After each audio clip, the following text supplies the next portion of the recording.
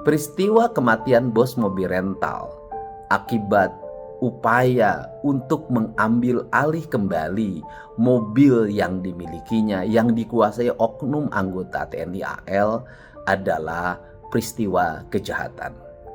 Karena itu peristiwa kejahatan yang menimpa warga sipil, semestinya kronologis kejadiannya dijelaskan oleh jajaran kepolisian, bukan dijelaskan oleh jajaran TNI Angkatan Laut. Hal ini penting untuk membangun transparansi publik tentang peristiwa itu terjadi. Adapun proses hukumnya dilakukan secara internal di TNI AL sesuai dengan Undang-Undang TNI, itu adalah hak dari jajaran TNI AL. Karena apa? Karena kita memerlukan kepercayaan publik. Agar apa? Agar peristiwa ini mampu dijelaskan secara terbuka dan komprehensif dari sisi aspek kejahatan yang terjadi. Kalau kalimatnya adalah kalimat untuk mempertahankan diri sehingga melakukan penembakan, menurut saya proses mempertahankan diri dan melakukan penembakan bagi seorang anggota TNI, membunuh atau dibunuh, itu terjadi ketika proses perang, bukan dalam proses kegiatan sipil biasa. Karena dari sisi prosedural, ketika ada orang ingin melakukan pengeroyokan, maka bisa melakukan tembakan peringatan untuk menyatakan bahwa saya adalah anggota TNI Angkatan Laut. Tidak langsung mengarahkan senjata pada objek yang menjadi sasaran dirinya. Kemudian, sepengetahuan saya sebagai warga sipil biasa yang setiap hari berhubungan dengan jajaran anggota TNI dan Polri, setiap anggota bepergian keluar kota, maka dia harus sepengetahuan pimpinan dan harus izin pimpinan. Bahkan dia kemanapun pergi harus membawa surat tugas atau surat keterangan dari pimpinannya. Sehingga berbagai kegiatan anggota itu terkontrol dan terkendali di bawah komando pimpinannya. Jadi seorang anggota TNI tidak bisa pergi kemanapun tanpa surat tugas atau surat keterangan dari pimpinannya. Karena apa? Karena dia bertindak sebagai TNI, bukan bertindak sebagai warga sipil. Itu pemahaman yang saya miliki. Saya berharap di era keterbukaan seperti sekarang ini, kita semuanya menjunjung tinggi aspek-aspek yang bersifat transparansi. Karena apa? Karena negeri ini akan kuat manakala memiliki kepercayaan publik yang sangat kuat terhadap seluruh jajaran dan aparatnya. Terima kasih. Semoga peristiwa ini tidak terulang kembali. Semoga ke depan satu nyawa warga itu dihargai di negeri ini. Semoga Allah selalu membimbingmu dan biarlah angin menuntun langkahmu.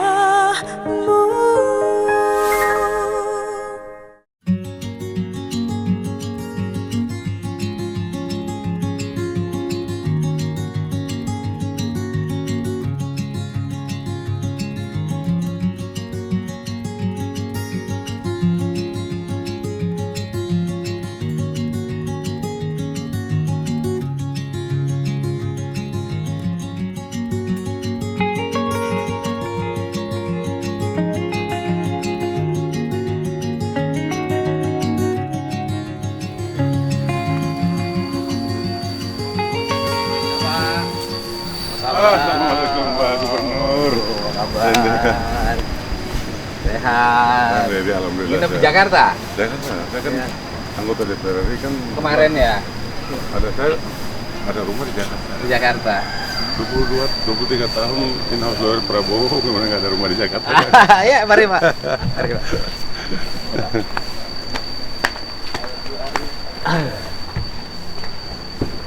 Waduh tempatnya Enggak, Pak, di kampung, Pak. asri banget nih Pak Di Dedi. kampung. Bagus, Kambing bagus. sama ayam aja, Pak. Aroma kayu jatinya masih kecium nih Pak. Kalau di Maluku kayunya kayu apa? Kayu. Di Maluku itu kayunya tuh ada kayu besi, mahoni, Oh, iya sama. lenggua, jati kurang, kayaknya Maluku jati kurang Pak ya. Toreng ada, toreng di Tanimbar ada Pak. Oh, iya. Pak Dedi, kalau nanti Pak Dedi mau saya kirim apa contoh kayu. Di dunia tuh hanya cuma dua Pak Dedi. Satu di hutan Brasil Amazon, satu di Kepulauan Tanimbar namanya kayu toreng. Pak. Kayu toreng itu. Kayu namanya kayu Toreng Pak. Toreng, kayu Pak. toreng. Jadi itu Bagus kelasnya tuh di atas Pak Dedi ini Pak Sekda saya. Oh iya, Pak Sekda. Lumayan, Terima Pak. kasih ya. Ya Pak. Bisa Asisten ketemu satu. orang sana ini badannya tinggi gede. Saya jadi paling kecil kalau di sini. Tapi otak paling besar Pak. Oh, enggak lah, orang kampung Pak. Kayunya kayu. Toreng Pak. Toreng. Jadi, di dunia hanya dua Pak. Satu di Amazon, satu lagi di Tanimbar, Yamdena. Oh, Itu cuma lumayan banyak Pak alamnya tadi.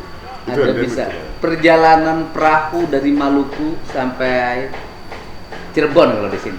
Cirebon bisa sih kapal layar itu ya. Satu bulan. Bisa.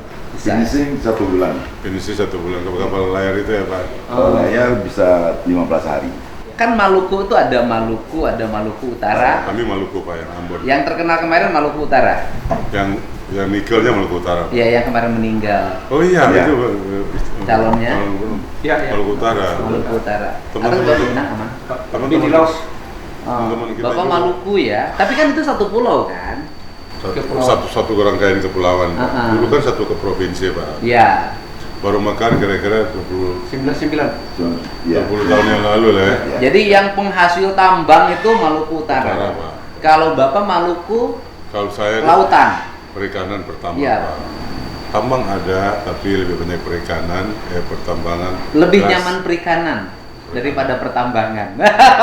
Ngomong nyaman, Pak. Kan kita ngomong nyaman, Pak, bukan ngomong duit. Pak. Ikan Pak, ikan. Iya. Tambang kan rusak juga perut bumi itu. Iya, artinya lebih nyaman perikanan daripada pertambangan. Kita Benar. ngomong nyaman, Pak. Benar Pak. Bukan ngomong duit, Pak. Di Ambon ada judul lagu antara nyaman dan cinta Pak. Ada nyaman dan cinta.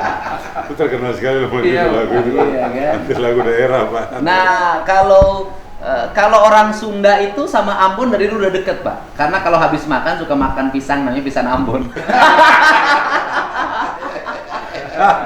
Aduh. Saya kan Purwakarta Bupati kan, orang Tahu, Pak, Ambonnya tahu. banyak. Tahu, Pak, tahu. Karena di komplek dulu Armet. Armet ya.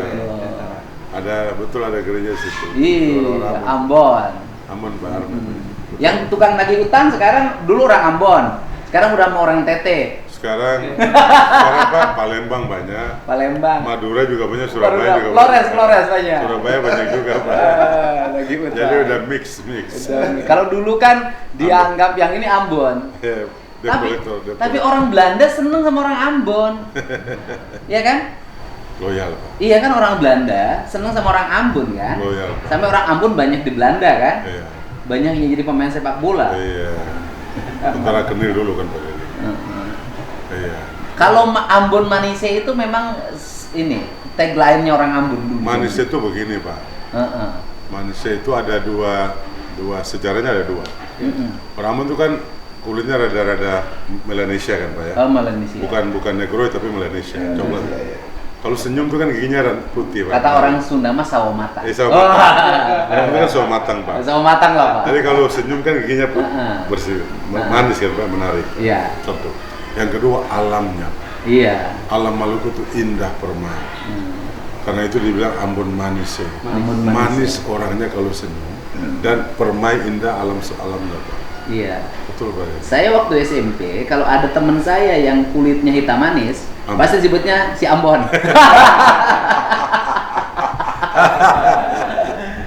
Bapak berpolitik ini sejak kapan? Saya tahun 2004 itu wakil sekjen DPP Partai Demokrat. Oh, dari Demokrat dulu, 2004. Jadi tahun 2008 kan Pak Prabowo bentuk Gerindra. Iya. Saya kan di kantor Pak Prabowo sejak tahun 2001. Kerja di situ. Saya itu in-house lawyer saya. Oh. Saya satu-satunya in-house lawyer Pak Prabowo. Jadi latar belakangnya Bapak lawyer. Lawyer. Ya kan latar belakangnya hukum, Iya. tapi Bapak kan nggak pernah dihukum kan?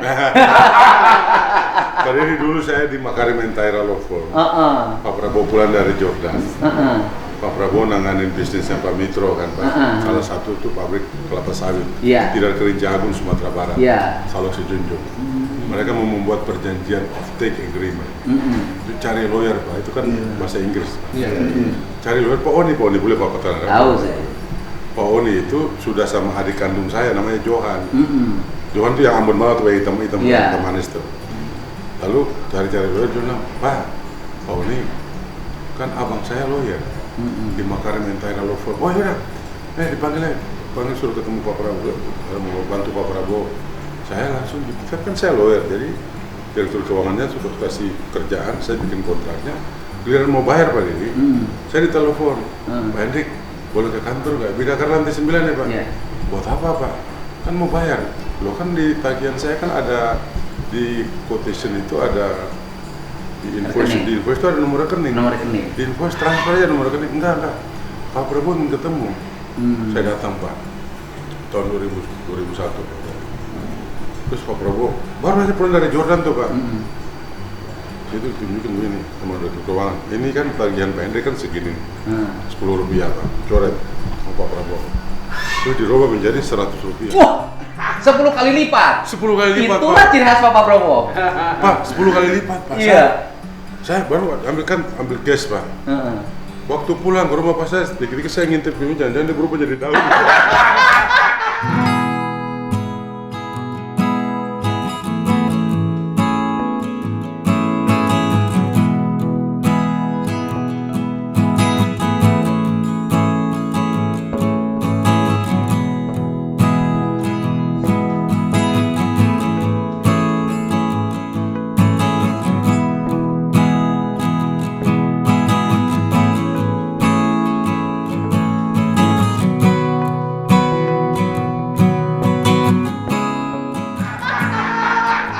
Kalau orang pernah dekat dengan Pak Prabowo itu pasti mengalami itu, Pak. Jadi begitu duitnya banyak, jadi setiap kali jalan saya nengok terus, jangan mesti ada nggak duit?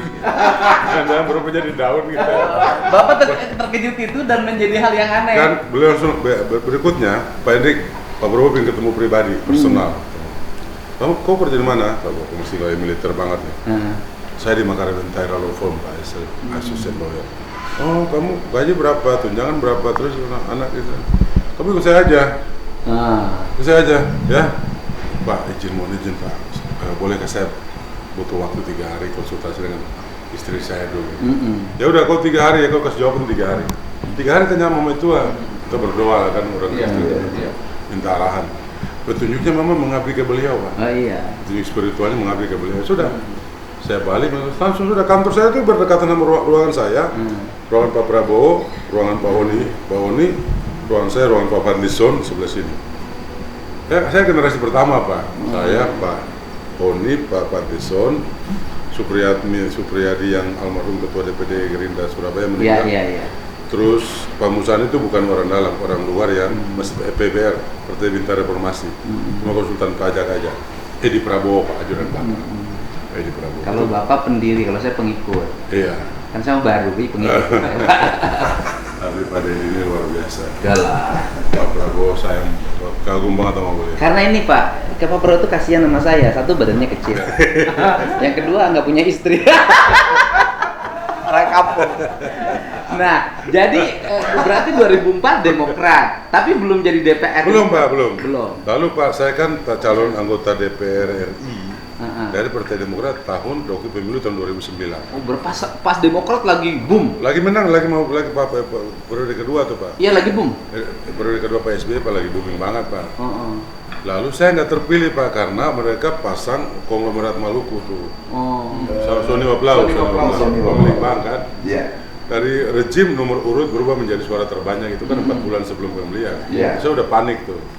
Buat saya nggak terpilih, Pak Prabowo panggil saya, Drik, kamu nggak mungkin meniti karir politik di Demokrat. Kamu itu tuh kader saya, kamu tuh orang saya. sama elit-elit Partai Demokrat, kamu dianggap susupan saya ke kubunya Pak SBY. Iya. Nah waktu itu Pak Prabowo udah bentuk Partai Gerindra tahun 2008. Udah kamu gabung sama Gerindra aja. Kau saya tunjuk jadi ketua DPD Gerindra Maluku ya. Wah. Langsung SK keluar Pak hari itu juga. Jadi saya langsung jadi ketua DPD Gerindra Maluku sampai sekarang Pak. Tapi tugas menjadi corporate lawyer beliau di Jakarta masih Pak. Oh, masih. Terakhir kemarin saya udah tolak nggak mau terima gaji beliau lagi. Oke. Karena terakhir saya baru terima gaji itu bulan November. Iya. Begitu quick count udah menang terpilih jadi gubernur, tapi saya nggak mau terima lagi. Tapi kan murni di lawyer aja, nggak masuk di politik. 2010 ketua DPD Gerindra Maluku. Iya, artinya tidak masuk di DPR kan? DPR DPR 2019 2024. Oh ya kemarin ya. Kemarin. Berarti pernah bareng sama saya. Iya, kan saya 5 tahun ya. Saya kan Golkar kemarin Iya. Komisi 4. Iya, Bapak saya- komisi berapa? Komisi 6 Pak. Komisi 6 saya Pak. Komisi yang itu. BUMN. 2004, 2009 saya terpilih lagi Pak Deddy. Tapi kan nggak mau maju gubernur, saya harus Mundurkan diri. Jadi saya terpilih lagi. 2 periode dong kalau Dua gitu. periode Pak, tapi saya mundur Pak. 2 periode. Mundurkan diri. Dan terpilihlah jadi gubernur terpilih. Maluku. Di usia berapa sekarang? 56 Pak. Wah, lebih tua dari saya, beda 4 tahun. Pak Deddy 22 kan ya. Ya. Luar biasa.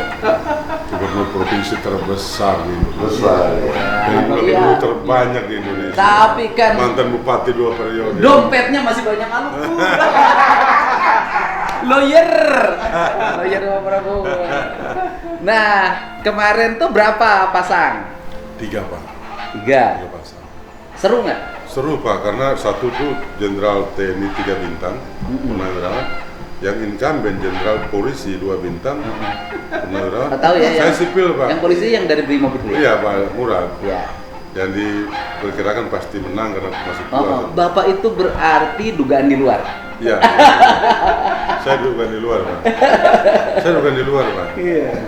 Waktu pas selesai Bukan udah menang, Pak Prabowo telepon mengucapkan selamat dan menitipkan beberapa harapan. Saya ingat kalimat terakhir beliau, kamu fokus kerja urus rakyat. Oke. Itu bahasa beliau. Itu beliau. Dan Fokus. jangan nyuri. Iya, kalau itu dari awal Pak. Nyuri aja nggak boleh, apalagi rampok. Saya cerita ke mereka Pak, teman-teman di Ambon. Jadi satu saat Pak Prabowo tarik kursi begini ke kita nih di Bidakara. Saya tidak akan tolerir kalau kalian itu narkoba. Itu merusak badan.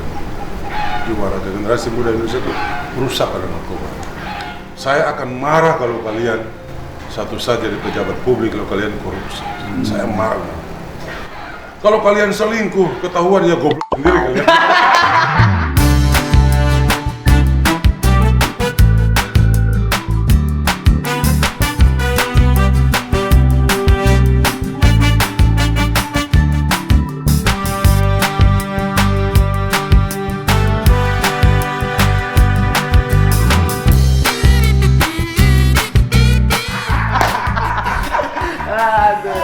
Jadi kalau narkoba marah. Marah. Kalau korupsi Marah. marah sekali. Kalau selingkuh kalian emang. Kenapa sampai ketahuan? Tapi wajah ganteng gini memang nggak pernah selingkuh, Pak. Saya setia sama istri saya. Oh iya, Pak. Setia. Godaan ada sih Pak. Godaan ada, tapi nggak pernah tergoda. Tergoda sih Pak. Manusiawi Pak. Saya kalau bilang Bapak nggak tergoda, Bapak ini normal nggak sih? Saya tergoda Pak. Mulai waktu masih muda Pak, setelah usia Penduduknya berapa sekarang? 1,9 juta ya. 1,9 juta ya, satu kabupaten di sini. Malah satu kecamatan. Kita penduduknya hampir ya 50 juta. 52. Ya kan? Iya. Iya, 1,9 juta. Berapa kabupaten? 11. Tapi itu 9 kabupatennya. kabupaten 2 kota ya. Tapi ada kepulauan kabupatennya. Semua itu kepulauan. Pak. Jadi Bapak itu nggak usah pakai tol. Ada sih kalau Pulau Seram ya. Seram. Tapi kita nggak butuh tol karena belum ada sentra ekonomi yang Bapak nggak serius. butuh tol. Yang Kita dibutuhkan perahu. Kita butuh jalan juga Pak, untuk konektivitas intra wilayah. Kalau antar wilayah memang lebih fokus lautan Pak. Oke. Kapal-kapal feri, Iya. penyeberangan, lalu pesawat. Iya. Pesawat yang bisa Bisa dikoneksi pakai jembatan nggak sih Pak? Mestinya bisa Pak, baik secara teknik sipil Pak, sangat bisa menghubungkan Pulau Ambon, Pulau Pomo, Pulau Haruku dekat Saparwa dari Melayu, Saparwa Seram. Udah ajuin aja Pak, konektivitas Bisa. pakai jembatan, tak. Mungkin di Keren. 30-40 tahun akan datang mungkin. Wah, bisa jadi besok Pak. Siapa tahu kita. Iya. Siapa tahu kita ada surplus anggaran. Saya justru meminta ke Pak Prabowo membangun jalan, mau jalan ke pesisir pantai, Pak. Jadi kota Ambon menjadi waterfront city. Karena beliau pernah berkunjung ke Ambon 4 kali, saya dampingi 4 kali, 2 kali kunjungan beliau menyampaikan itu.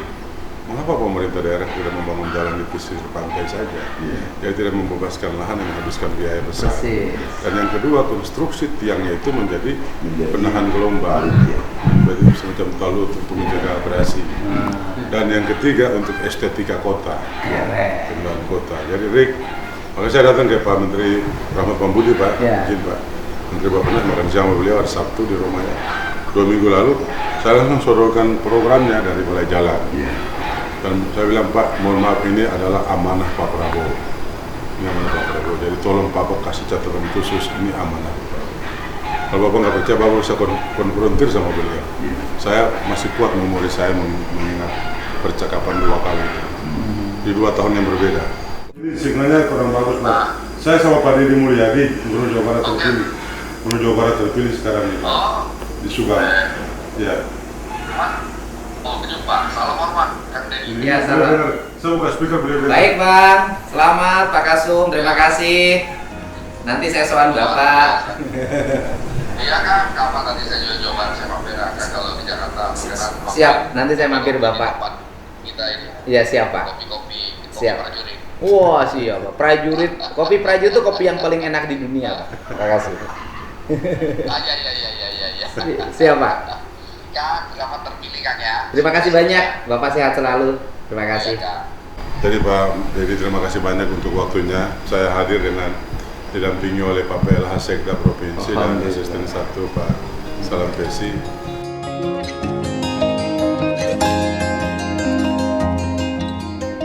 Sambil foto aja diatur. 1, 2. Saya salam nama Pak Deddy. Terima kasih. Ya, foto dulu. Ya. 1. Terima kasih. Bagus, terima kasih ya. Terima kasih. Terima kasih.